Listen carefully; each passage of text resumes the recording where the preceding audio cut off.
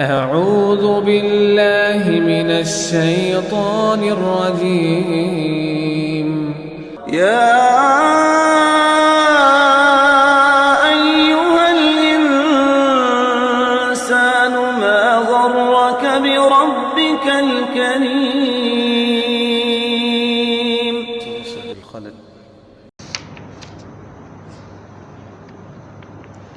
أعوذ بالله من الشيطان الرجيم بسم الله الرحمن الرحيم فمن ثقلت موازينه فأولئك هم المفلحون ومن خفت موازينه فأولئك الذين خسروا أنفسهم في جهنم خالدون تلفح وجوههم النار وهم فيها كالهون ألم تكن آياتي تتلى عليكم فكنتم بها تكذبون قالوا ربنا غلبت علينا شقوتنا وكنا قوما ضالين ربنا أخرجنا منها فإن عدنا فإنا ظالمون قال اخسئوا فيها ولا تكلمون إنه كان فريق من عبادي يقولون ربنا آمنا فاغفر لنا وارحمنا وأنت خير الراحمين فاتخذتموهم سخريا حتى أنسوكم ذكري وكنتم منهم تضحكون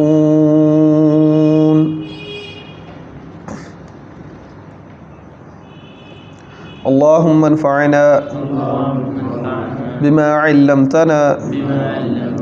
وعلمنا ما ينفعنا وزدنا علما اللهم أرنا الحق حقا وارزقنا اتباعه وأرنا الباطل باطلا وارزقنا اجتنابه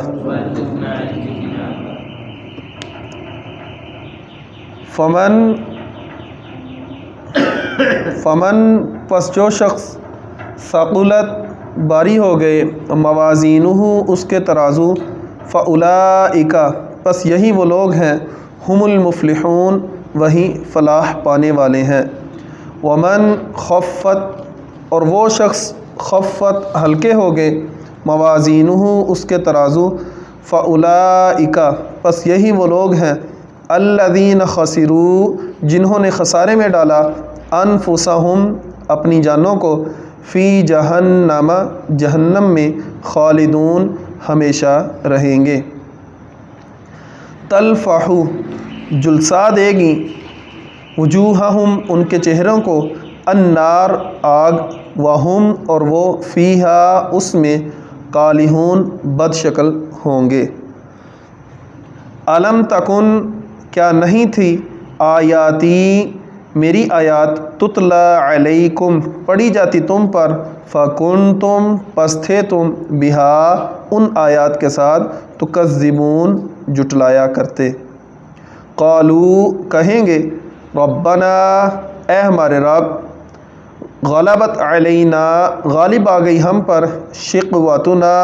ہماری بدبختی وکننا اور تھے ہم قوما ضالین گمراہ قوم ربنا اے ہمارے رب اخرجنا نکال دے ہمیں منہا اس سے فإن عدنا پس اگر آپ ہمیں لوٹائیں فإنا ظالمون پس بے شک ہم ظالم ہوں گے فإن عدنا پس اگر ہم لوٹیں فإنا ظالمون پس ہم ظالم ہوں گے قال کہیں گے اللہ اخسؤوا فیہا اس میں ذلیل رہو دور ہو جاؤ ولا تکلمون اور مجھ سے کلام نہ کرو انہو بے شک کان فریق تھی ایک جماعت من عبادی میرے بندوں میں سے یقولون وہ کہتی تھی ربنا اے ہمارے رب آمنا ہم ایمان لائے فاغفر لنا پس ہماری مغفرت فرما ورحمنا اور ہم پر رحم فرما وانت خیر الراحمین اور تو خوب سب سے بہتر رحم کرنے والا ہے فاتخذتموہم پس پکڑا تم نے ان کو سخریا مذاق حتیٰ انسوکم حتیٰ کہ بلا دی تمہیں ذکری میری یاد وکنتم اور تھے تم منہم ان سے تضحکون مذاق کرتے فمن ثقلت موازینہ فاولئک هم المفلحون کل ویسے اس کا ترجمہ ہوا بھی تھا میں نے کہا چلو دوبارہ اس کو ساتھ ملاتے ہیں فمن ثقلت موازینہ پس وزنی ہو گئے جس کے ترازو فاولئک هم المفلحون پس یہی وہ لوگ ہیں جو فلاح پانے والے ہیں۔ یہاں سے آپ غور کریں کہ اللہ تبارک و تعالی نے یہ بات کئی جگہ قرآن مجید کے اندر ذکر کی کہ جس کے بھی نیکیوں کے ترازو وزنی ہو گئے اور اس کے مقابل کے اندر کہیں بھی برائیوں کے ترازو وزنی ہونے کا نہیں ذکر کیا کہ اللہ کے نزدیک صرف نیکی کی ہی قدر نیکی کی ہی قیمت ہے اور دوسرے ترازو کو اللہ تبارک و تعالی نے ترازو گردانا ہی نہیں بلکہ سیدھا یہی کہا کہ جس کا ترازو ہلکا ہو گیا کہ پہلا آپ دیکھیں ثقلت موازینہ جس کے ترازو وزنی ہو گئے فاولئک هم المفلحون پس یہ کامیاب ہو جائیں گے ومن خفت موازینہ جس کے ترازو ہلکے ہو گئے حالانکہ دونوں طرف سے ترازو باری بھی ہو سکتے ہیں دونوں طرف سے ترازو ہلکے بھی ہو سکتے ہیں لیکن یہاں اللہ تبارک و تعالی نے صرف اپنے ہی ترازو کو بتایا کہ نیکی کے ترازو کی قدر و قیمت ہے اور جو برائی کا ترازو ہے وہ بالکل بھی اللہ تبارک و تعالی کے ہاں اس کی قدر و قیمت ہے ہی نہیں گویا کہ اللہ تبارک و تعالی نے اس کا ذکر کرنا بھی مناسب نہیں سمجھا۔ فمن ثقلت موازینہ اب یہاں موازین جو ہے یہ جمع کا وزن ہے کہ جمع اللہ تبارک و تعالی نے کیوں ذکر کی یہ اس وجہ سے بھی ہو سکتا ہے کہ اللہ تبارک و تعالی کے دربار کے اندر مختلف اعمال کے مختلف ترازو لگیں جیسے آپ نے مختلف احادیث مبارکہ کے اندر سنا ہے کہ نبی علیہ الصلاۃ والسلام نے فرمایا کہ جنت کے مختلف دروازے ہیں کسی دروازے سے روزے داروں کو آواز دی جائے گی کسی دروازے سے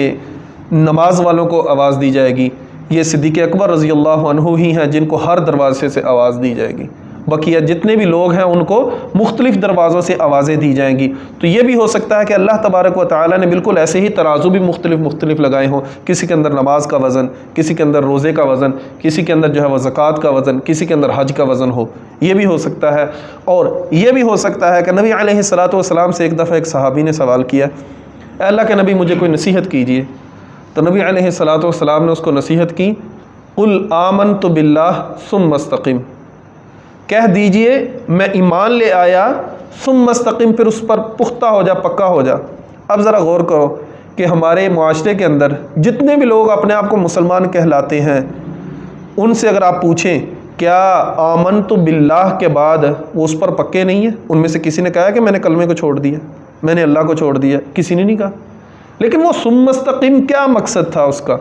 اس کا مقصد یہ تھا کہ اس کے عملی تقاضے پورے کرنے ورنہ آج کے مسلم جو ہیں وہ نبی علیہ الصلاۃ والسلام کے زمانے کے منافق سے بھی برے ہیں کیونکہ نبی علیہ الصلاۃ والسلام کے زمانے میں جو منافق تھے وہ نماز پڑھا کرتے تھے کس کے پیچھے نبی علیہ الصلاۃ والسلام کے پیچھے اور آج کا مسلمان جو ہے وہ ایک سادہ امام کے پیچھے چھوڑ کے خود اپنی اکیلی نماز بھی نہیں پڑھتا لیکن اللہ تبارک و تعالیٰ نے ان کی نمازوں کی بھی قدر و اہمیت نہیں گردانی کیونکہ اللہ تبارک و تعالیٰ کو اصل میں جو چاہیے کیا آمنت باللہ اللہ پر ایمان لانا اور اللہ پر ایمان کیسے لانا جیسے من یطع الرسول فقد اطاع اللہ جس نے اللہ کے رسول کی اطاعت کرتے ہوئے اللہ پر ایمان لایا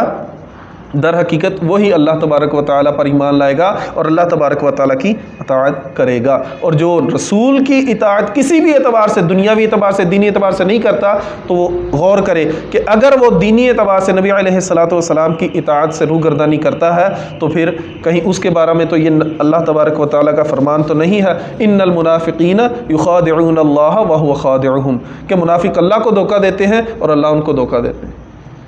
کہ وہ اللہ تبارک و تعالیٰ کو دھوکہ دینے کی کوشش کرتے ہیں کہ ہم وہ نمازیں پڑھتے ہیں، لیکن اللہ تبارک و تعالیٰ دلوں کے بھید جانتے ہیں کہ یہ کیوں نماز پڑھتے ہیں. حالانکہ آپ نے سن رکھا ہے کہ مساجد بھی انہوں نے اپنی بنائی تھی، بلکہ انہوں نے مسجد زرار اپنی علیحدہ سے مسجد بنائی بھی تھی. تو نبی علیہ الصلوۃ والسلام کو اللہ نے کیا حکم دیا تھا کہ اس مسجد کو صرف گرانا نہیں، بلکہ گرانے کے بعد اس کی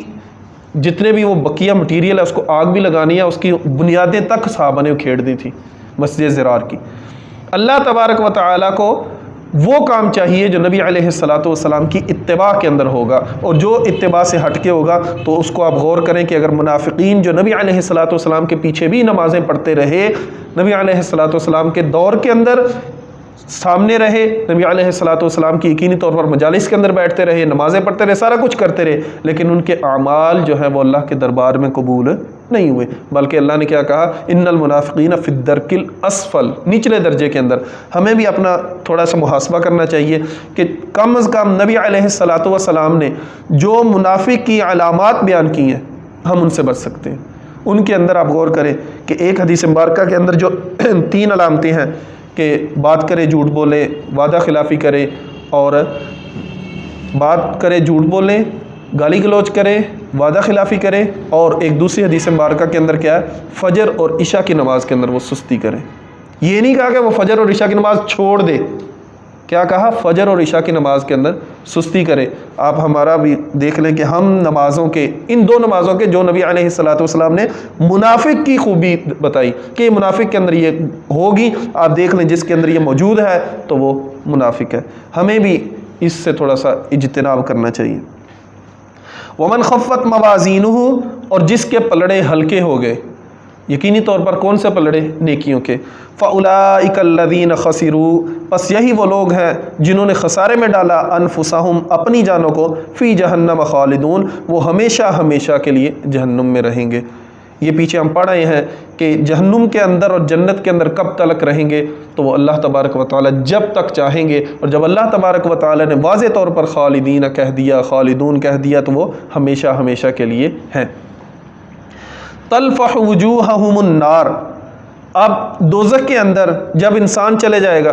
تو تمام کا تمام انسان جب آگ کے اندر ہوگا تو سارے کا سارا آدمی جلے گا. لیکن یہاں آپ غور کریں کہ اللہ تبارک و تعالیٰ نے چہرے کا ذکر کیا کہ ان کے چہروں کو جلسا دے گی آگ. وَهُمْ فِيهَا كَالِحُونَ، وہ اس میں بد شکل ہوں گے. کالح کسے کہا جاتا ہے؟ کالح اس چیز کو کہا جاتا ہے، اس حالت کو کہا جاتا ہے جب اوپر کا ہونٹ جو ہے وہ اوپر کو سکڑ جائے، نیچے کا ہونٹ نیچے کو پھیل جائے. صحابہ سے سوال کیا کہ یہ کالح کی تشریح کیا ہے، تو انہوں نے آگے سے جواب دیا کہ کیا آپ نے کبھی کسی بکرے کی بنی ہوئی سری کو نہیں دیکھا کہ جب اس کے چمڑے کو آگ لگائی جاتی ہے تو چمڑا سکڑ جاتا ہے. چمڑے کے سکڑنے کی وجہ سے اس کے اوپر کے ہونٹ جو ہے وہ اوپر کو ہو جاتے ہیں، نیچے کے ہونٹ جو ہے وہ نیچے کو ہو جاتے ہیں، اور اس کی وجہ سے اس کے سارے دانت جو ہیں وہ سامنے نظر آتے ہیں. وہ انتہائی بری شکل ہوتی ہے، حتیٰ کہ بچے جو ہیں اس سے ڈرتے بھی ہیں. اور آپ غور کریں کہ یہاں اللہ تبارک و تعالیٰ نے بالکل وہی شکل بتائی کہ تلفح وجوہہم النار، آگ ان کے چہروں کو جلا کر رکھ دے گی. جب چہرہ ہی باقی نہ بچا تو بقیہ جسم جو ہے وہ کیسے بچ سکتا ہے؟ چونکہ چہرہ جو ہے وہ سب سے زیادہ عزت اور شرف کی علامت ہوتی ہے، بقیہ جسم جو ہے وہ بعد میں آتا ہے، سب سے پہلے مقدم چہرہ ہوتا ہے. تو چہروں کو جلا کر جو ہے وہ جلسا دے گی. وَهُمْ فِيهَا كَالِحُونَ، اور وہ اس کے اندر انتہائی بد شکل ہوں گے. ان کے جو ہونٹ ہیں وہ ان کے دانتوں سے جو ہے وہ بالکل جدا ہو چکے ہوں گے، علیحدہ ہو چکے ہوں گے. آگے سے اللہ تبارک و تعالیٰ کیا کہیں گے؟ الم تکن آیاتی تتلا علیکم، کیا نہیں تھی تمہارے پاس میری آیات پڑھی جاتی؟ فکنتم بہا تکذبون، تو تم ان کو جٹلاتے تھے، ان کی تکذیب کیا کرتے تھے.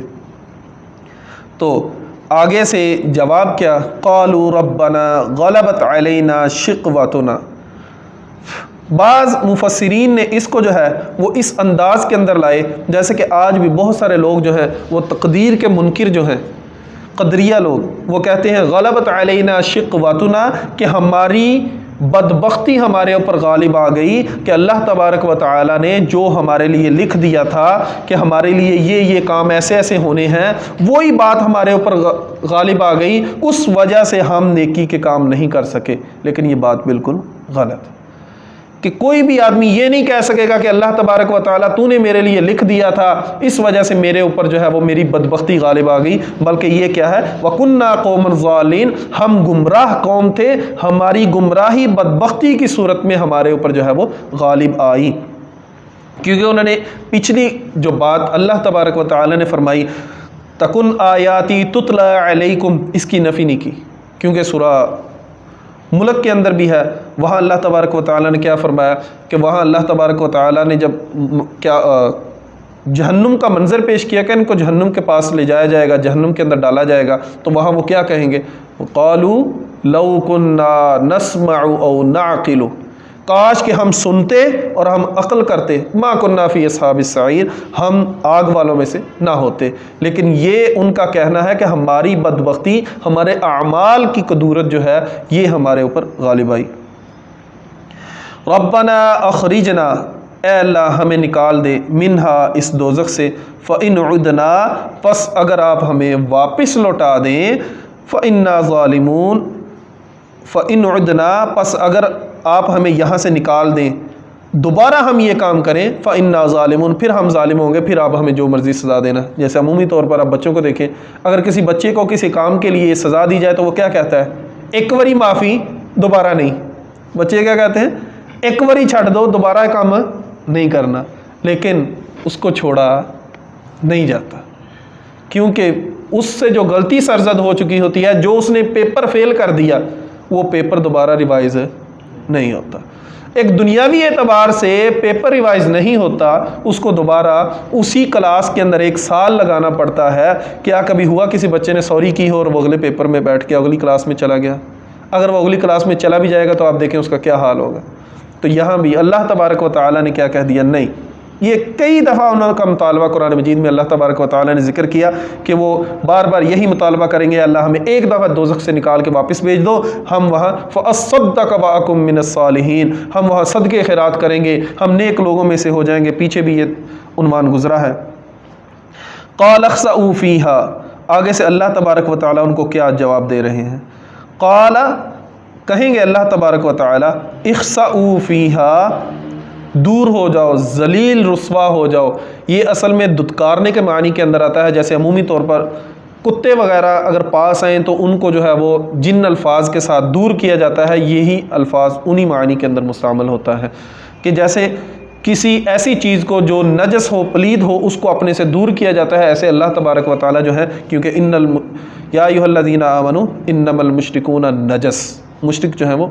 اس اعمال کی وجہ سے، اس عمل کی وجہ سے وہ نجس ہے۔ تو اللہ تبارک و تعالیٰ بھی انہیں یہی کہیں گے، دور ہو جاؤ، ولا تکلمون، اور مجھ سے کلام نہ کرو۔ تو یہاں بعض مفسرین نے یہ لکھا ہے کہ اس کے بعد وہ کلام نہیں کریں گے، لیکن یہ صحیح روایات میں نہیں ملتا کہ وہ کلام کریں گے، لیکن یہ ہو سکتا ہے کہ دوبارہ وہ اللہ تبارک و تعالیٰ سے یہ مطالبہ نہ کریں کہ اللہ ہمیں ایک دفعہ جہنم سے نکال کے دوبارہ کی زندگی میں بھیج دو اور ہم پھر گناہ نہیں کریں گے۔ ہو سکتا ہے کہ یہ بات وہ دوبارہ نہ کریں، لیکن اللہ تبارک و تعالیٰ کے سے ان کی رحم کی جو اپیل ہے، رحم کی جو فریاد ہے، وہ جاری و ساری رہے گی، حتیٰ کہ وہ لمبی روایت ہے کہ جس کے اندر نبی علیہ الصلوۃ والسلام نے آخری جنتی کا ذکر کیا کہ آخری جنتی جس کو دوزخ سے نکالا جائے گا اس کو اللہ تبارک و تعالیٰ کتنی جنت عنایت کریں گے۔ وہ بڑی لمبی روایت ہے جس کے اندر کہ بڑا لمبا عرصہ وہ فریاد کرتا رہے گا، کرتے کرتے حتیٰ کہ وہ کہے گا اللہ چلو مجھے تھوڑا سا باہر ہی نکال دو، تھوڑا سا باہر کرتے کرتے پھر دوزخ سے باہر، پھر جنت کے قریب، پھر جنت کے دروازے کے قریب، پھر جنت کے درخت کے قریب، حتیٰ کہ پھر اللہ تبارک و تعالیٰ اس کو جو ہے وہ جنت کے اندر آسمان و زمین کے براؤ کے برابر جنت جو ہے وہ عطا کریں گے۔ تو اس سے یہی ثابت ہوتا ہے کہ اللہ تبارک و تعالیٰ نے یہ جو کہا نا ولا تکلمون، اس سے یہ گفتگو دوبارہ میرے سے نہیں کرنی کہ تم میرے پاس اس سے دوبارہ لوٹ کے جاؤ، کہ دوبارہ دنیاوی زندگی کے اندر جاؤ اور وہاں جا کر نیک اعمال کر کے دوبارہ میرے پاس آؤ، کیونکہ اب عین الیقین ہو چکا ہے، اب غیب کے اوپر تمہارا کوئی بھی یقین نہیں ہے۔ انہ کان فریق، یہ جو پیچھے انہوں نے کہا تھا نا کہ غلبت علینا شقوتنا، اس کو کہہ لیں، یا یہ جو انہوں نے کہا کہ ہمیں ایک دفعہ لوٹا دیں، ہم نیک کام کریں گے، تو اس کا اللہ تبارک و تعالیٰ نے ذکر کیا، انہ کان فریق، بے شک ایک جماعت تھی، من عبادی، میرے بندوں میں سے، یقولون، وہ کیا کہتے تھے، ربنا آمنا، اے میرے رب ہم ایمان لائے، اے میرے رب ہم ایمان لائے، فاغفر لنا، یہ جو فاغفر لنا ہے نا، یہ ہمارے عمومی طور پر ان معنی کے اندر لایا جاتا ہے ہماری مغفرت فرما، حالانکہ یہ مغفرت کے معنی کے اندر نہیں ہے۔ اگر لفظی ترجمہ اس کا دیکھیں تو اس کا مطلب ہوتا ہے پردہ ڈالنا، اور جو خود ہوتا ہے جو جنگ کے اندر سر پہ پہنا جاتا تھا اس کو بھی مغفر ہی کہتے تھے، وہ چونکہ دشمن کے وار سے بچاتا تھا، پردے کا کام دیتا تھا، ایسے ہی جو یہاں فاغفر لنا، اے اللہ ہمارے اوپر پردہ ڈال دے۔ کون سا پردہ؟ کہ دنیا کے اندر جتنے بھی ہمارے گناہ ہیں ان کے اوپر ایسا پردہ ہو روز قیامت کرامن کاتبین کے لکھے بھی کسی کے سامنے ظاہر نہ ہو، یہاں یہ پردہ مراد ہے۔ کیا؟ کہ اللہم استر عوراتنا، کہ اس دنیا کے اندر بھی ہمارے اوپر ہمارے عیوب کے اوپر پردہ ہو، اور روز قیامت تیرے دربار کے اندر جب ہماری حاضری ہو تو وہاں کرامن کاتبین کے لکھے ہوئے گناہ بھی پردے کے اندر ہی رہے اور ان کو کسی کے سامنے ظاہر نہ کرنا۔ ورحمنا، اور ہمارے اوپر رحم کرنا، وانت خیر الراحمین، اور آپ ہی سب سے بہتر رحم فرمانے والے ہیں۔ فاتخذتموہم سخریا، تم نے کیا کیا ان کے ساتھ؟ جو میرے بندے تمہیں یہ کام کرتے رہے، یہ کہتے رہے، تو فاتخذتموہم سخریا، تم نے انہیں ہنسی مذاق بنا لیا، حتیٰ انسوکم ذکری، حتیٰ کہ انہوں نے تمہیں میری یاد بلا دی، تمہارے اس مسخرے نے میری یاد تمہیں بلا دی۔ سورہ طٰہٰ کے اندر بھی ہم اسی جیسا عنوان پڑھ چکے ہیں، وہاں کیا تھا کہ جب اللہ تبارک و تعالیٰ کے دربار کے اندر اندھا اٹھایا جائے گا تو وہ وہاں بھی یہی کہیں گے کہ ہم تو دیکھنے والے تھے، ہمیں کیوں اندھا اٹھایا؟ تو وہاں اللہ یہی کہیں گے کہ